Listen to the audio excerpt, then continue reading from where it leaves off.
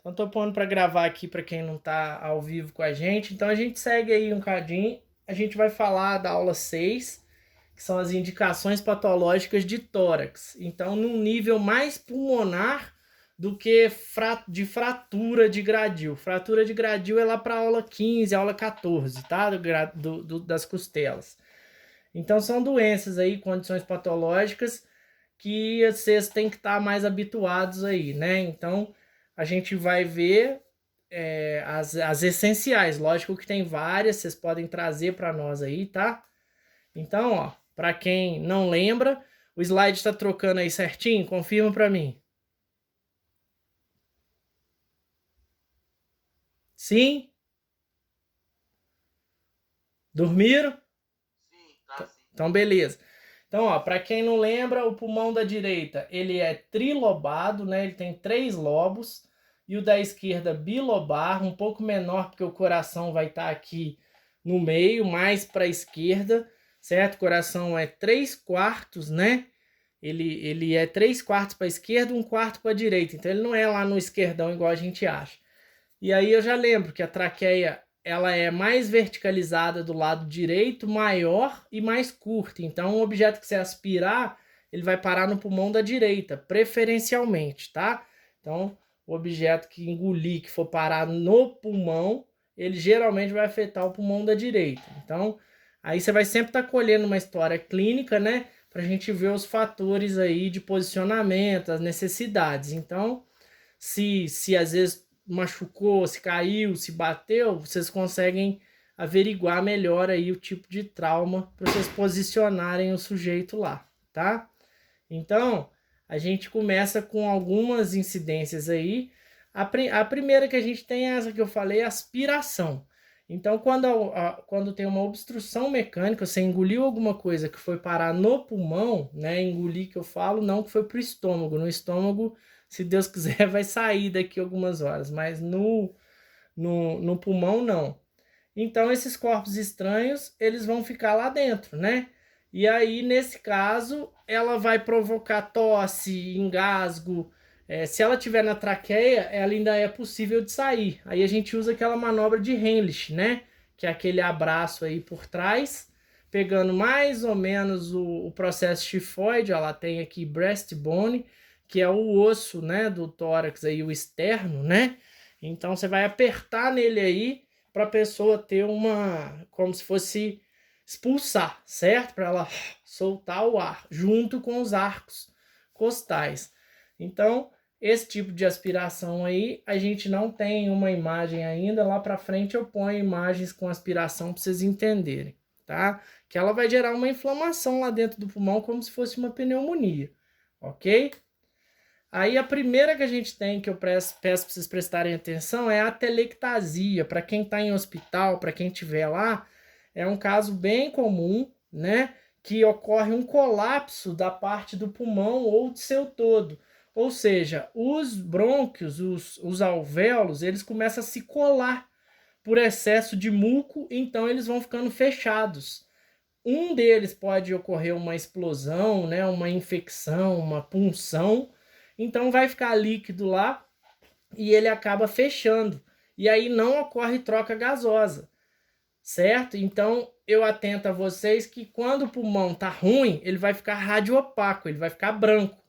O oposto de um osso. Quando você radiografa um osso, você quer que ele esteja branco, né? Sem lesão. Se tiver um traço preto nele ali, vai ser fratura. O pulmão é o contrário, você vai procurar uma imagem mais radiotransparente. Porém, não translúcida, não preta igual a tela do computador aqui nos cantos. Você vai procurar uma imagem onde você vê que tem um tecido, né? Então, olha lá. Menor volume de ar, a região do pulmão aparece radiodensa, radiopaca. E um detalhe dessa parte de atelectasia é que como você tem os dois pulmões aqui, ó, um fechou um pouquinho. Então quando ele fecha, ele faz assim. Então ele puxa um pouco o mediastino, esse osso que a gente tem no meio, esse espaço que a gente tem no meio entre os dois pulmões, não é osso, é o espaço, ele vai ficar desviado para o lado que está chupando, para o pulmão que está um pouco mais fechado, tá? Então a gente consegue ver, olha lá, ó. Vê se vocês conseguem ver que esse pulmão, essa linha está apontando para o lado que está obstruído? Sim ou não? Então a gente tá vendo a dobra cardíaca aqui, ó, né? O pior é que na tela que eu tô filmando eu mostro, mas agora eu já não consigo mais mostrar, né? Então, só para você estar me vendo aí. Então o lado ruim aí, gente, qual o lado que tá ruim aí? O direito ou o esquerdo? É meio bobeira, é meio óbvio. O direito, isso. Fala sem dó, tá, gente? A gente tá numa aula, a gente tem que chegar no consenso. Então, olha lá. Vê se vocês conseguem. Isso. Vê se vocês conseguem perceber aí que esse mediastino, essa parte central do pulmão, tá apontada para a direita, como se estivesse meio torta para a direita. Então, o que ocorre? O lado que tá branco, que tá todo inflamado ali, ele acaba gerando uma pressão negativa. Então ele faz isso aqui, ó. Ele dá uma puxada para a direita. Então, quando você olha, aí você vai falar assim: "Ah, professor, eu vi isso aí, mas era pneumonia". Então, se for pneumonia, esse mediastino ele não vai deslocar para o lado de lá tanto assim. Só que aí é eu querer demais de vocês. Vocês sabendo que o lado direito aí tá ruim, para mim já é uma coisa legal. Só que se você conseguir ver que o mediastino desviou para a direita e falar, ah, é a telectasia, aí você tá indo bem, certo? Tá indo melhor do que você pode, ok? Outra imagem, ó. Ok. Aí, Fala. seria no caso, esses negócios aí brancos aí, seria o quê? Essa imagem assim. Isso branco aí é eletrodo, Quase tipo. isso aí é monitoramento, né? Você tá falando esses trem colado aí com os fios? Ah, tá. Isso aí provavelmente é alguém de Parece set... uma letra L, não parece? Ou não? Não, ali tem um monte de coisa de monitoramento. Lá em cima uma letra L, coisas assim, de identificação até onde está escrito Mike ali, ó. Só que do lado direito tá ruim e você vai ter um eletrodo preso num fio aí, provavelmente monitorando o sinal cardíaco, monitorando as coisas assim, tranquilo? Ah, entendi. Então, telectasia, posso passar? Mais uma vez, ó, o mediastino se insinua para o lado que tá ruim, tá? Então, esse meio do pulmão, ele aponta para o lado da lesão, na telectasia, tá certo? Mas qual é a lesão que pode ser? A atelectasia, o pulmão tá cheio de líquido. Não, mas... Ah, entendi. Aí ele aparece ali, né? É, desse jeito que tá aí, tá vendo que tá tudo esbranquiçado do lado direito? Tô.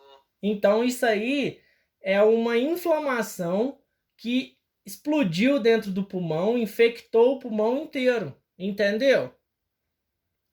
Ah, entendi. Porque lá Não é não igual tinha... do lado de cá, que tá mais O escuro. lado de cá tem ar, tá bonitinho, o lado direito, É entendeu? o ar fica escuro, né? Isso aí. Aí quando, por exemplo, coloca contraste é pra aparecer. Aí se Exato. colocasse, por exemplo, contraste, ia ficar branco. Isso, exatamente. Aí o contraste Ah, ele ia fazer brilhar a parte mole, entendeu? Parte de tecido. Aí o contraste aí você usaria para ver a árvore é mais brônquica. coisa igual. Tá vendo? Tá vendo essa Verdade. mancha que tem perto do coração? Olha o lado esquerdo que tá bom. Tá vendo essa mancha que tem aí no lado acima da mancha cardíaca? Tô. Então, isso aí seria a árvore brônquica. Se você jogar um contraste aí, ela vai aparecer melhor, entendeu? Aí seria para você procurar outras patologias, certo? Entendi. Certinho. Então, beleza. Então, vamos seguir, mas isso aí, vai perguntando, tá, moçada? Vamos embora. Próximo, bronquiectasia. Então, a bronquiectasia, ela é muito similar a uma bronquite, tá? Ela é um alargamento irreversível dos brônquios ou bronquíolos, resultante de infecção pulmonar repetida ou de obstrução pulmonar. Então, se você for diferenciar bronquite de bronquiolite, de bronquiectasia, a diferença maior vai ser a idade da doença. Por exemplo, bronquiolite, a gente fala que é em recém-nascido, que eles acabaram de vir, então eles estão com uma inflamação que é aguda ainda. A gente não sabe se vai ficar, se vai conseguir drenar, se vai sumir. Aí evoluiu para bronquiectasia, bronquite, asma. Aí você já tem um alargamento dos brônquios, né? Ele já vai ficar cronicamente inflamado. Então, produção de muco aumentada, provocando tosse e expectoração crônica. Então, a bronquiectasia, ela vai ser uma dilatação dos brônquios, olha lá. Então, o brônquio normal é o lá de cima, né? E lá embaixo tá aqueles dedão gordo. Então, o que vocês têm que pensar? Ah, mas se tiver maior, não é melhor? Não, ele não é maior, mais ventilado. O brônquio normal tá assim, o brônquio de bronquiectasia, de bronquite, ele é mais fechado, ele é mais gordo. Então, o normal tá assim, o ruim tá assim. Aí, o que vai acontecer? Quando bate um ar gelado nele, igual eu tenho bronquite, aí ele fecha mais ainda, aí fica chiando. Principalmente na hora que puxa o ar. Aí o ar não entra. Então vocês vão ver que a bronquite é uma doença obstrutiva. O ar não entra. Certo, gente? Certo. Então, O que causa isso? bronquite geralmente aí vai ter bronquite alérgica, bronquiectasia, né? Problema geralmente até hereditário, Marcos. Entendi. Sim? Olha lá. Aí tem o contraste no brônquio, ó, com eles todos alargados lá. Entendeu? Tipo aquela árvorezinha. Aí você tem que pensar que nessa ponta deles aí é cheio de alvéolo, aquelas bolinhas tipo um cachinho de uva, que não apareceram aí na imagem, entendeu? Aí fica dentro do pulmão mesmo, né? Dentro do pulmão mesmo. Então é aí que o ar vai, o oxigênio passa para o sangue, o gás carbônico vem do sangue para ir para ser soprado, entendeu? Entendi. Papai do céu sabe das coisas. Como se fosse uma capa protetora pra ele. Aham. Como se fosse isso, ou não? O brônquio sim, para o ar passar. Entendeu? Entendi. Show? Show. Então, olha lá. Olha uma bronquiectasia aí, ó. Aí, vamos lá, vamos avaliar essa imagem aí. Deixa eu tirar esse negócio aqui do... Ah, a setinha apareceu. Então, pela setinha, às vezes eu consigo que vocês acompanhem aqui, ó. Então, aqui, ó. Essa região aqui, ó, são os brônquios, ó. Aqui o brônquio da esquerda, o brônquio da direita, né? Então, essa parte ela já está inflamada. Eu consigo ver que é uma mulher, né? Tem uma sombra de mama aqui, ó, certo? Tá? E aqui eu consigo ver que o lado esquerdo tá pior, tá vendo? Tá um pouco pior. Porém, as duas bases pulmonares aqui estão ruins, sendo que essa base pulmonar ali da esquerda tá um pouco até pior, tá mais aumentado a secreção ali dentro. Então pensem comigo, tem que entrar ar ali, ó. Se tá cheio de líquido, não vai ter troca gasosa direito, concordam?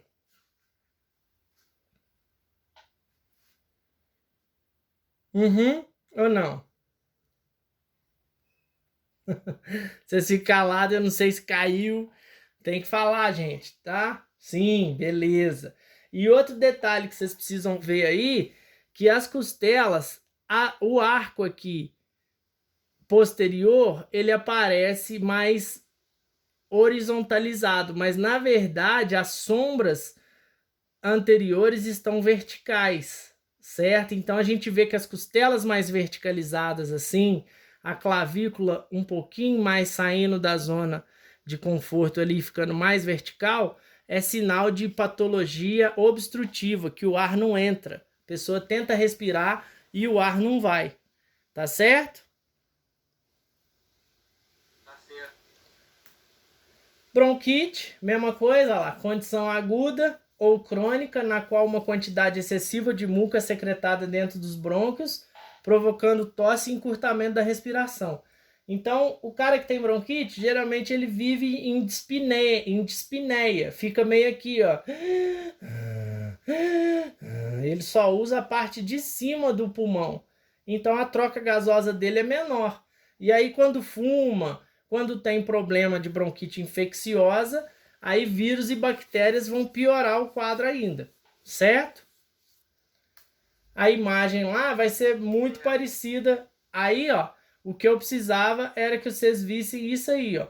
Olha o brônquio normal da esquerda, certo? O da direita tá cheio de secreção. Se você olhar aqui, ó, essa parte mais vermelha, mais forte, está representando secreção verde ali, ó, e que as paredes vão ser mais fechadas. Então, o que eu preciso que vocês guardem da bronquite? É uma patologia obstrutiva, onde o ar não entra. Por que não entra? Porque bronquite, brônquio, mas it não é brônquio inflamado? Cronicamente ele é inflamado. Então, esse brônquio aqui seria normal, ó, e esse aqui vai ser o de quem tem bronquite, fechadinho. Então, na hora que bate o ar gelado aqui, fecha mais ainda, aí o ar não passa. Ok, gente? Ok. Então, beleza. Por isso que nas imagens aí de trás, aí, as imagens, o líquido fica embaixo, né? Aham. Na parte de baixo do pulmão. É, porque ele vai geralmente represar na base. Tá lá, fica mais embaixo. Isso, porque aí não tem uma troca gasosa muito fácil lá na base. E ali vai crescendo bactérias, coisas assim. Entendeu? Agora, e se fosse em cima? Se fosse em cima, aí vai ser patologias como pneumonia, algumas patologias mais distribuídas pelo pulmão. Entendeu? Ah, entendi. Show? Então, ó, toda doença pulmonar, ela vai entrar no caráter crônico aí quando, exceto as agudas, obviamente, né? Doença pulmonar obstrutiva crônica. Então, o que a gente precisa de enquadrar? Bronquite, enfisema pulmonar, fibrose cística, essas doenças pulmonares, elas são DPOCs, doença pulmonar obstrutiva crônica. Então, são doenças que a pessoa tem cronicamente, bronquite, asma, todas elas. Então, quando você fala assim, a pessoa é DPOC, ela tem uma doença pulmonar obstrutiva crônica, entenderam? Então, a pessoa vai ter um enfisema, uma bronquite, que ela tá ali e habitualmente ela vai estar no raio-x. Geralmente o caso muito leve não aparece, mas um caso mais grave já aparenta, tá? Então, olha lá, o que eu preciso que vocês vejam. Todos dois são DPOCs, doença pulmonar obstrutiva crônica. Só que o da letra A, o da esquerda, ele tem bronquite. Então, você olha para ele, olha lá as clavículas deles verticalizadas, lá em cima, aqui, ó. Então, embaixo do pescoço dele, a vulva saboneteira, olha aqui, ó, vertical, ó, como é que tá fundo, né? Então esse cara, você vê que ele tá desesperado para botar ar para dentro. E aquilo que eu falei com vocês, as costelas, olha lá, a costela tá mais vertical, ó. Tá vendo que ela tá oblíqua, na verdade, né? E vertical seria em pé. Mas olha o desse cara que é gordinho, tá mais deitado, você nem vê a costela. Aqui, então, característica de DPOC obstrutivo. O da direita, DPOC restritivo, certo? Então, nós vamos ver essa diferença. O cara que tem bronquite, eu já expliquei para vocês, a passagem do ar é mais fechada. O cara que tem enfisema, ele dilatou tanto a caixa torácica dele por fumaça, ou de cigarro, ou trabalhar em fábrica de carvão, ou trabalhar com poeira, que ele dilatou, fica um gás morto lá dentro do pulmão dele que não sai. Ok? Porque aí eu vou perguntar para vocês assim: cite 3 características de doença pulmonar crônica obstrutiva e restritiva. Então, obstrutiva, o ar não entra, tórax com costela verticalizada, é um tórax inspiratório, exemplo, bronquite e asma. Na B ali no cara mais cheinho, tórax em barril, né? Costela horizontalizada, o ar não sai. Você vê que ele tá cheio de ar lá dentro, o ar não sai, ele já é até mais gordo. Ok? Então ele tem um enfisema, uma patologia restritiva. Tranquilo, gente? É essa subdivisão que a gente faz dentro das patologias pulmonares crônicas, tá?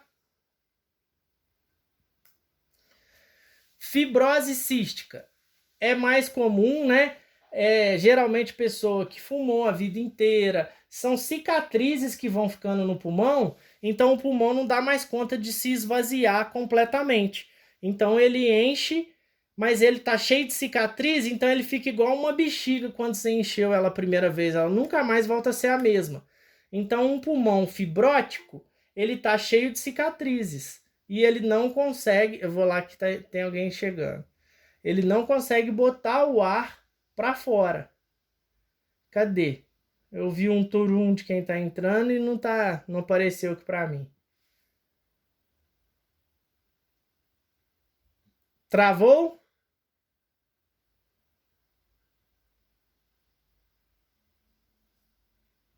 Deixa eu ver aqui. A Lina falou que travou. Deixa eu ver.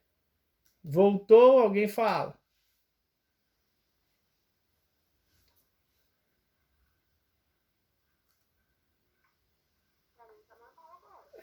Pra mim também não deu sinal de que travou, não. Vocês estão vendo lá a fibrose cística? Sim? Alina, tá aí, menina?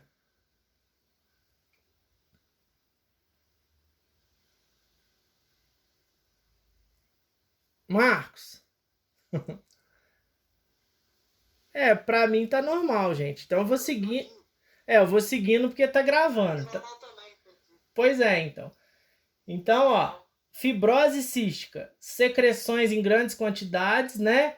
Vão causar obstrução e vão causar cicatrizes no pulmão, tá? Então, as radiografias de pulmão, de tórax, vão aparecer com densidades aumentadas, assim, difusas, juntamente com hiperinsuflação. Então, esse pulmão dessa pessoa, ele fica mais dilatado, mais cheião de ar e cheio de manchinhas. Depois eu vou mostrar um pulmão com fibrose. Agora aqui eu não tenho, mas eu tenho aqui no restante da aula a gente vê aí.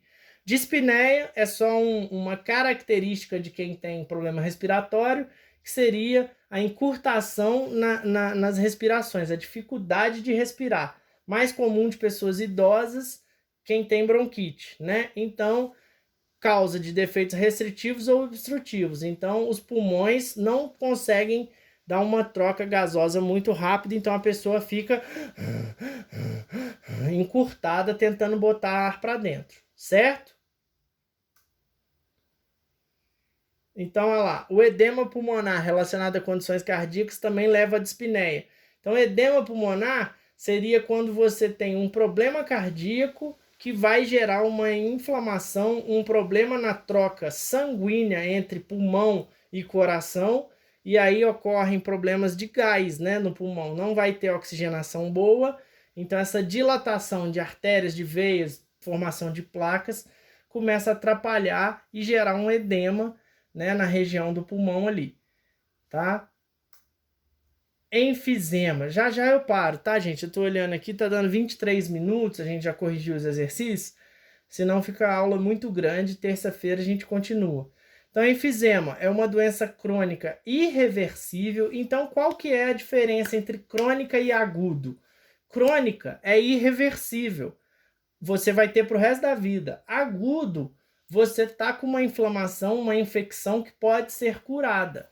Tá? Então, quando a gente fala agudo, ela está no início, tem 3 dias no máximo, né? Ou um pouquinho mais, talvez, mas ela pode ser curada. Agora, crônico, já passou dos 3 dias e já talvez não é a primeira vez que você tem um negócio, tá certo? Então, aí você já tem uma tendência a ter um problema respiratório. No caso mais comum que eu cito é a bronquite mesmo, tá? Então, enfisema, doença pulmonar crônica irreversível, restritiva, tá? Os pulmões, os alvéolos se tornam alargados como resultado da destruição da parede deles, às vezes pela perda de elasticidade. Então, é como se você jogou tanta fumaça lá que você gastou essa parede do pulmão, tá certo? Ela vai dilatando os alvéolos e, consequentemente, a parede pulmonar, tá?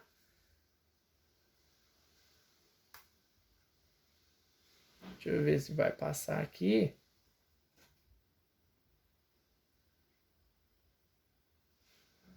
Então, olha lá, o ar tende a não ser expelido durante a expiração, acarretando numa respiração trabalhosa com grave impedimento de trocas.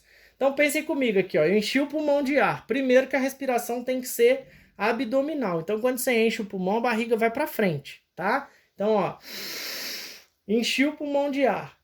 Aí, na hora de sair, esse ar não sai. Então, na hora que eu for encher de novo, já não entrou mais ar direito. Então, a pessoa que tem enfisema pulmonar, ela vai ficar com o volume residual aumentado. Esse pulmão fica dilatado e não dá conta mais de fazer as trocas como antes. A pessoa cansa mais rápido, porque ela tem uma oxigenação baixa, tá? Então, vai ser mais trabalhoso e as trocas gasosas ficam limitadas aí. Ok, gente?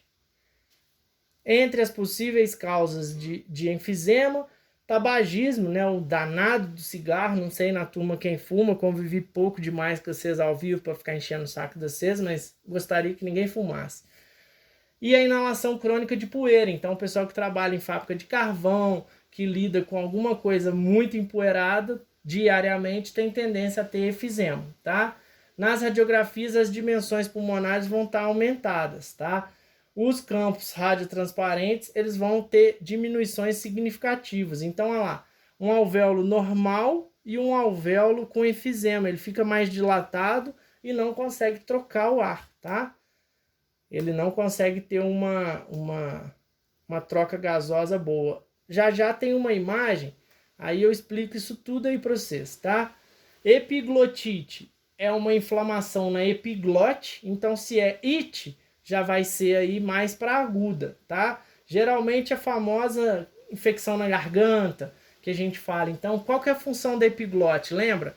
Impedir a entrada de alimentos na traqueia. Então, olha lá, a radiografia das vias respiratórias altas para tecidos moles vai demonstrar edema no local da epiglote. Geralmente aí vai ser aguda, tá? O trauma. Hemoptise, quando você tem uma expectoração com sangue, então a pessoa geralmente com aquela doença da tosse, tuberculose, a gente vai falar dela aí, a pessoa tem o escarro, né, a secreção com sangue. Geralmente sinal de ruptura alveolar, de problemas realmente mais graves lá dentro, tá? Raio-X, simples aí, a gente vai fazer geralmente PA escapular, tá, gente? Para tórax, tá? Eu acho que vai dar conta de acabar essa aula sim, hein? Tá indo mais rápido do que eu pensei aqui. Câncer de pulmão, a gente tem as formas dele aí, neoplasia, que é uma nova formação, né? E ela pode ser benigna ou maligna. Então, nesse caso, no raio-x, a gente não tem como definir bem o câncer maligno ou benigno. A gente tem como saber só que é câncer. Só que eu preciso ir aqui numa questão pulmonar aqui, só para explicar direitinho lá as coisas nossas. Aqui, ó. Então, por aqui, eu quero que vocês entendam para a gente parar a aula aí, tá? Essa radiografia aí, a gente está com uma pneumonia difusa. Só que na pneumonia, a gente vai conseguir ver que as costelas estão horizontais, então já é um tórax alargado, então provavelmente é um tórax de quem tem enfisema pulmonar. Essas manchinhas aí que a gente vê, pontinhos isolados assim, deixa eu pegar a setinha aqui, porque para quem tá vendo aqui, ó, esses pontinhos, esses pintinhos aí, são fibroses, então parecido com a fibrose cística, que a gente não viu ali também, tá?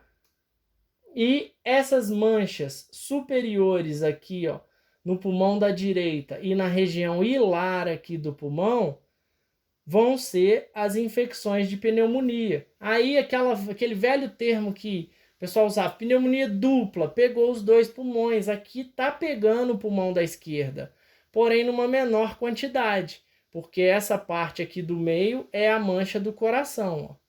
Tá certo? Então é a dobra cardíaca, né? Só que a gente tem um aparecimento de arco aórtico ali, ó, que não é normal, que indica uma pessoa com probleminha cardíaco já também, tá certo? Então eu volto lá, porque aí eu prefiro parar aqui nessa parte do câncer aqui, ó, que a gente falou, porque o câncer vai ser mais teórico. Então é uma massa pulmonar benigna, geralmente encontrada nas regiões periféricas do pulmão. Então, a gente não vai ter muito como saber se ele é benigno ou maligno pela imagem. A gente geralmente faz a seguinte distinção. Quando está uma massa branca, esbranquiçada, a gente fala que o câncer geralmente vai ser benigno. E quando está um buraco preto já mais translúcido, o câncer é maligno, sinal que ele está comendo as coisas que estão em volta, parecendo um ruído de traça já, certo? Então, as formas visuais a gente vai ver aí mais para o final da aula. Mas no momento aí, o que vocês acham? Porque aqui está dando meia hora. Senão a aula gravada fica muito grande e eles pedem para ser de 15 a 20 minutos, tá certo, gente? Posso sair aqui da aula para a gente ver aqui?